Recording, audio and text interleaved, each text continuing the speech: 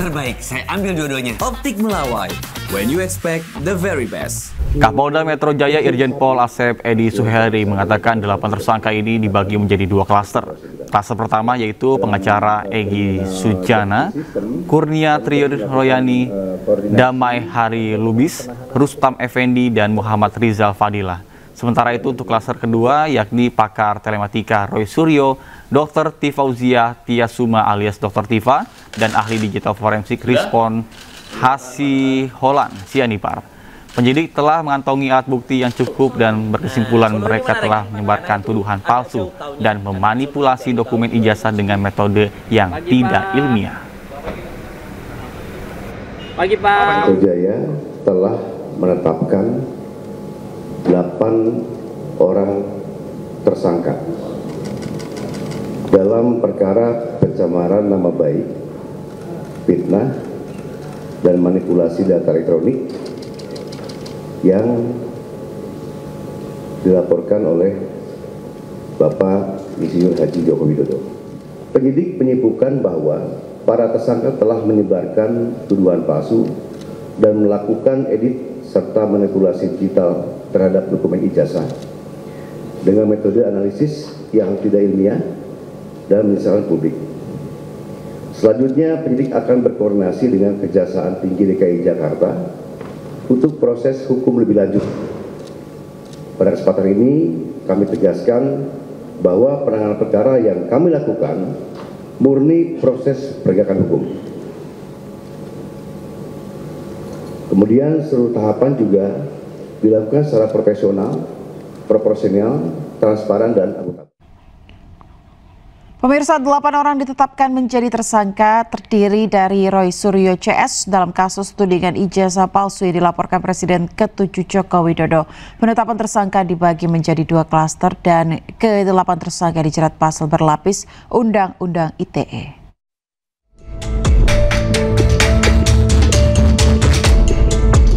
Delapan tersangka kasus tudingan ijazah palsu yang dilaporkan Presiden ke-7 Joko Widodo terbagi ke dalam 2 klaster. Hal ini diungkap Kapolda Metro Jaya, Inspektur Jenderal Polisi Asep Edi Suheri. Di klaster pertama ada 5 tersangka, yakni Egy Sujana, pengacara, Kurnia Royani, aktivis TPUA, Damai Hari Lubis, aktivis TPUA, Rustam Effendi, aktivis, dan Muhammad Rizal Fadilah, aktivis TPUA. Para tersangka dijerat pasal berlapis dengan ancaman penjara 6 tahun atau denda 1 miliar rupiah.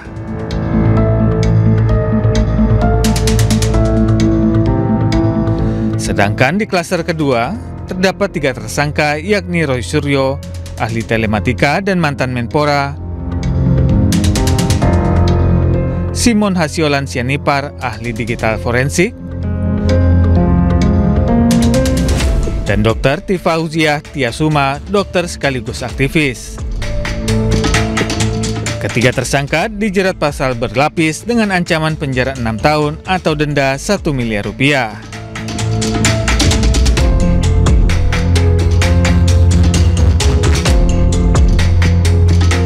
Sebelumnya, Jokowi melaporkan sejumlah nama atas pencemaran nama baik buntut tudingan ijazah palsu. Dalam laporan tersebut, ada 12 nama yang dilaporkan. Kasus ini pun mencuat setelah Roy Suryo bersama beberapa pihak menggugat keaslian ijazah sarjana Jokowi dari Fakultas Kehutanan Universitas Gadjah Mada.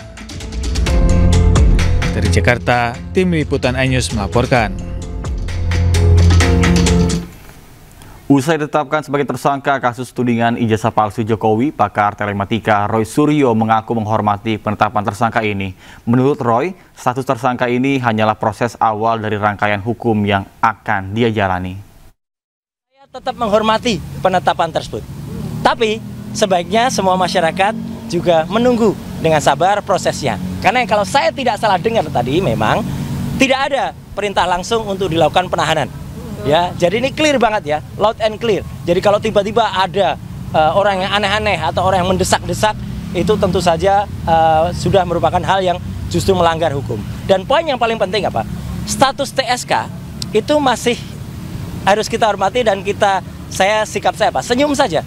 TSK itu adalah salah satu proses, ya. Masih nanti ada status menjadi, misalnya lanjut itu baru menjadi terdakwa, baru lanjut lagi menjadi terpidana. Di Indonesia ada orang dengan status terpidana saja inkrah, sudah 6 tahun tuh inkrahnya ya, Pak.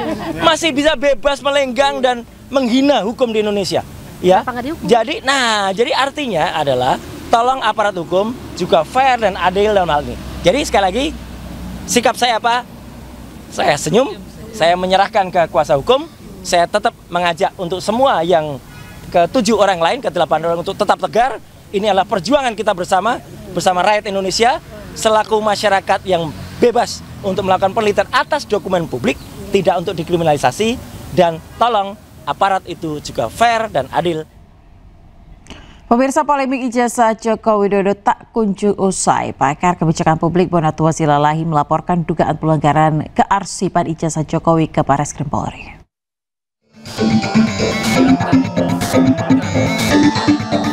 Pakar kebijakan publik Bonatua Silalahi bersama kuasa hukumnya menyambangi Barreskrim Mabes Polri. Kedatangan Bonatua untuk menyampaikan laporan mengenai dugaan pelanggaran kearsipan ijazah Jokowi. Ia mengungkap berdasarkan penelitiannya, dokumen ijazah Jokowi yang digunakan dalam proses pencalonan sebagai Gubernur Jakarta dan Presiden Republik Indonesia tidak pernah diautentifikasi. Penelitian ini butuh data yang tervalidasi secara hukum dan teknis. Jadi saya minta tolong ke Barreskrim untuk tujuan laporan saya agar Barreskrim melakukan penyelidikan. Penyelidikan ini bisa jadi tadi seperti ada ujungnya dugaan pidana, tapi saya tidak mau arah ke situ. Saya hanya ingin bahwa dokumen yang dikasih KPU ke saya itu ada dari KPU RI ya, ada 2, 2019, 2014, KPU DKI ada 1, 2012, dan ada dari tim kita juga yang lain, Pak Mem Taufik di Solo ada 1. Itu harus divalidasi dan secara hukum oleh lembaga kearsipan daerah maupun ANRI. Bonatua berharap pihak kepolisian memanggil ahli forensik dokumen dalam meneliti ijazah fotokopi Joko Widodo. Dari Jakarta, Dilami Aulia Fatima, Jaka Samsa, iNews melaporkan. Pemirsa, kasus tudingan ijazah palsu yang menyeret nama Presiden ke-7 Joko Widodo hampir memasuki babak akhir. Drama panjang ijazah Jokowi berawal dari media sosial ke laboratorium hingga Roy Suryo CS menjadi tersangka.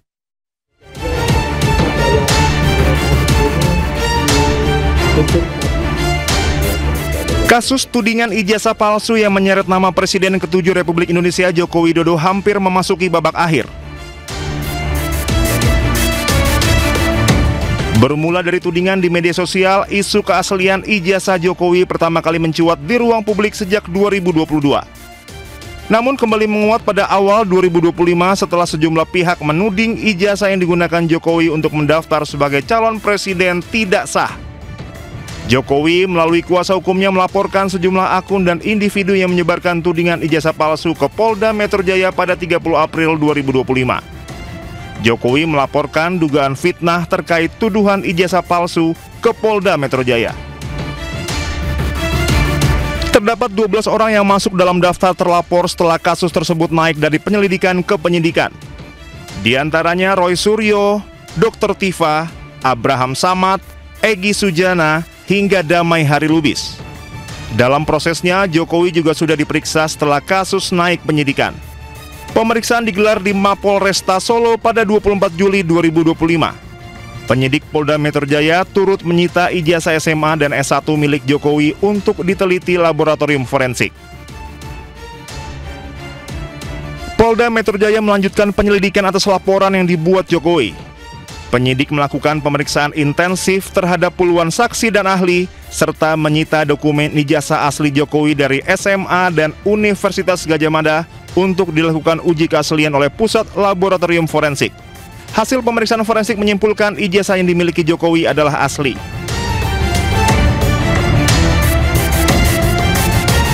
Jumat 7 November 2025, Polda Metro Jaya akhirnya menetapkan Roy Suryo dan 7 orang lainnya sebagai tersangka terkait tudingan ijazah palsu Presiden ke-7 Republik Indonesia Joko Widodo.